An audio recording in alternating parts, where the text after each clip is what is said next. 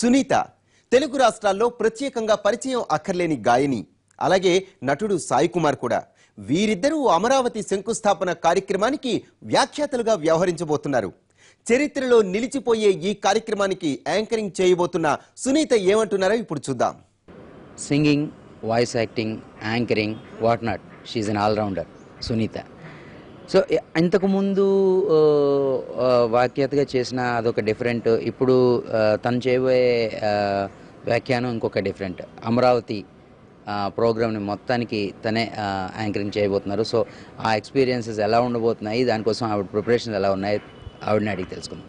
అండి, సో ఎలా అనిపిస్తుంది అంటే ఇప్పుడు తెలుగు రాష్ట్రాలు రెండిట్లోనూ ఎవరి నోట విన్నా అమరావతి గురించే చెప్పుకుంటారు. సో ప్రపంచవ్యాప్తంగా సో ఇంత పెద్ద ఈవెంట్ని మీరు యాంకర్ చేయబోతున్నారు. సో ఎలా ప్రిపేర్ అయ్యారు, ఎలా అనిపిస్తుంది? ముందుగా ఆంధ్రప్రదేశ్ గవర్నమెంట్కి, ముఖ్యంగా honourable chief minister Nara Chandrababu Naidu గారికి అండ్ అదర్ ఆఫీషియల్స్ అందరికీ కూడా మనస్ఫూర్తిగా థ్యాంక్స్ చెప్పాలి. ఒక హిస్టరీ క్రియేట్ చేసేటటువంటి సందర్భం అండ్ ఒక హిస్టారిక్ మూమెంట్ నేను విట్నెస్ చేయబోతున్నాను. విట్నెస్ చేయటమే కాకుండా ఐఎమ్ టేకింగ్ మేజర్ పార్ట్ అనేది చాలా గర్వంగా అనిపిస్తుంది నాకు.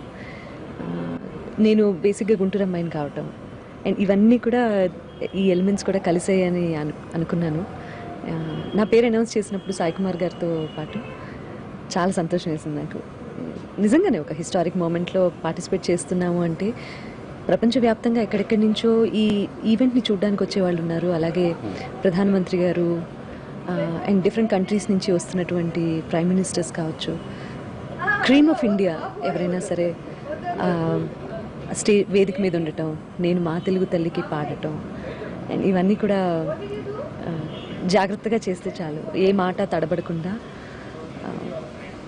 ప్రతిదీ ఇక్కడ ప్రోటోకాల్ ఉంటుందన్న సంగతి మనందరికీ తెలిసిందే కదా.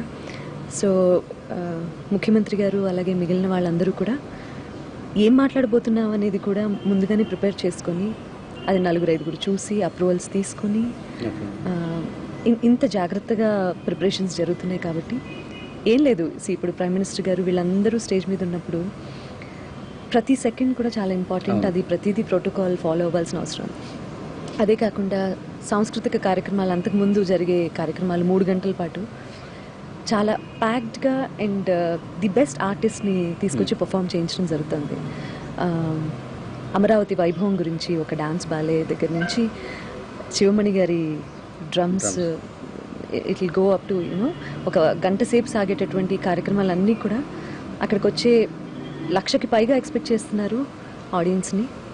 వాళ్ళే కాకుండా బోల్డ్ అంతమంది డిగ్నిటరీస్ వస్తున్నారు. వాళ్ళందరినీ ఖచ్చితంగా అలరిస్తాయని నమ్మకం నాకుంది. ప్రిపరేషన్స్ అయితే చాలా బాగున్నాయి.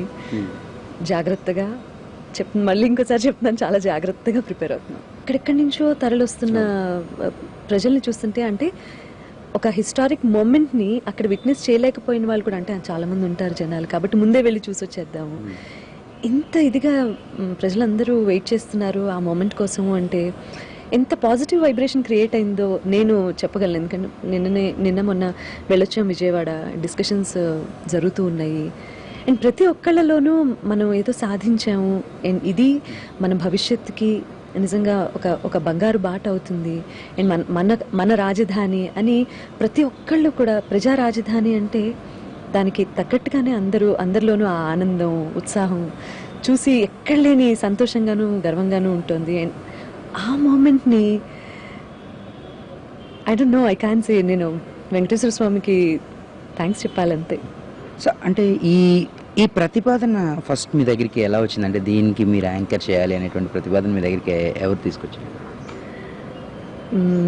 ఈ డెసిషన్స్ అన్నీ యునానిమస్గానే కపుల్ ఆఫ్ మీటింగ్స్ తర్వాత ముఖ్యమంత్రి గారి అప్రూవల్తో కృష్ణారావు గారు, ఇతర మినిస్టర్స్ వీళ్ళందరూ కూడా అనుకొని వాళ్ళంతటి వాళ్ళుగా కొన్ని పేర్లు డెఫినెట్గా వచ్చే ఉంటాయి పరిశీలనలోకి.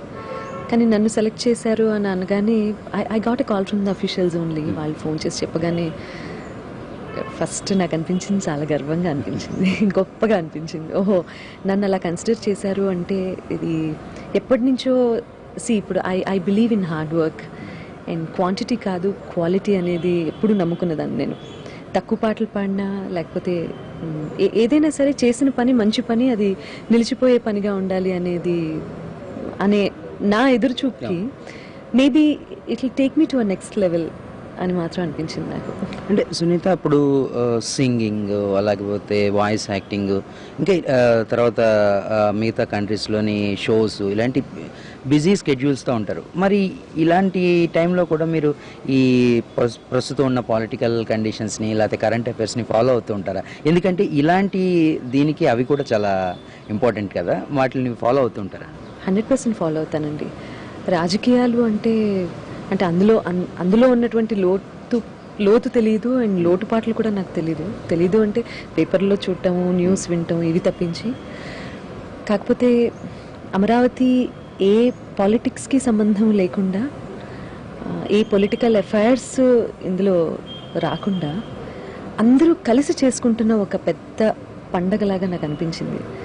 అందులో భాగస్వామ్యం అవ్వటం గొప్పగా అనిపించింది, అంతవరకే. కానీ ఇప్పుడు మీరు చూస్తూనే ఉన్నారు, ఎక్కడెక్కడి నుంచో అతిరథ మహారథులు అందరూ వస్తున్నారు, పార్టీలకు అతీతంగా. ఇప్పుడు మన ముఖ్యమంత్రి గారు కూడా వెళ్ళి అందరినీ ఇన్వైట్ చేసి వచ్చారు, అండ్ అందరూ కూడా చాలా విల్లింగ్గా మేమందరం వస్తామని చెప్తున్నారు. ఇదేంటంటే బాధగానే ఉంటుంది, రాష్ట్రం విడిపోయింది. కానీ ఈ పర్టికులర్ మూమెంట్లో మనం ఆలోచించాల్సింది ఏంటి అంటే, ఆ నెగిటివిటీ అంతా వెనక్కి నెట్టేసి ఇప్పటి నుంచి మనం ఒక భవిష్యత్తుని మనం క్రియేట్ చేసుకుంటున్నాం. కాబట్టి ఆ పాత్రలో వెళ్ళేటప్పుడు ఎంత పాజిటివ్గానో, ఎవరి కార్యక్రమానికి వచ్చినా కూడా, లేకపోతే చూడటానికి వచ్చిన వాళ్ళ దగ్గర నుంచి ఎంత పాజిటివ్గా ఉండి ఆ పాజిటివ్ వైబ్రేషన్స్ మధ్య ఈ కార్యక్రమం జరిగితే అంత పాజిటివ్గాను అంత ఫ్రూట్ఫుల్గాను ఫ్యూచర్ ఉంటుంది అనేది నా నమ్మకం. అలాగే ఫస్ట్ నుంచి కూడా ఏదో ఒక రకంగా గవర్నమెంట్తో అసోసియేట్ అయ్యి చాలా కార్యక్రమాలు చేయడం జరిగింది. అసెంబ్లీలో కూడా చంద్రబాబు నాయుడు గారు ఇనిషియేట్ చేసి 50 years అప్పుడు నేను అక్కడ జనగణమన కూడా పాడడం జరిగింది. సో ఇటువంటివి అన్నీ కూడా ఉండాల్సిన అవసరం లేదు. యాజ్ అన్ ఆర్టిస్ట్ అలాంటి ఆపర్చునిటీస్ వచ్చినప్పుడు మాత్రం తప్పకుండా నేను ముఖ్యమంత్రి గారికి గుర్తు రావటం, అండ్ అక్కడున్న అఫీషియల్స్కి ఎవరికైనా సరే అది నేను చేసుకున్న అదృష్టంగా భావిస్తాను. సో అది ఒక చారిత్రాత్మక ఘట్టానికి వ్యాఖ్యాతగా వ్యవహరించిపోతున్న సునీత మనోగతం. అండ్ డెఫినెట్గా కొంత నర్వస్నెస్ ఉన్నప్పటికీ కూడా తను ఫుల్లీ ప్రిపేర్డ్ అని చెప్తా ఉన్నారు. కెమెరామెన్ చరణ్తో ఫణి, NTV, హైదరాబాద్. ఇది ఇవాల్టి స్పెషల్ ఫోకస్. మరో అంశంతో మళ్ళీ కలుద్దాం. నమస్తే.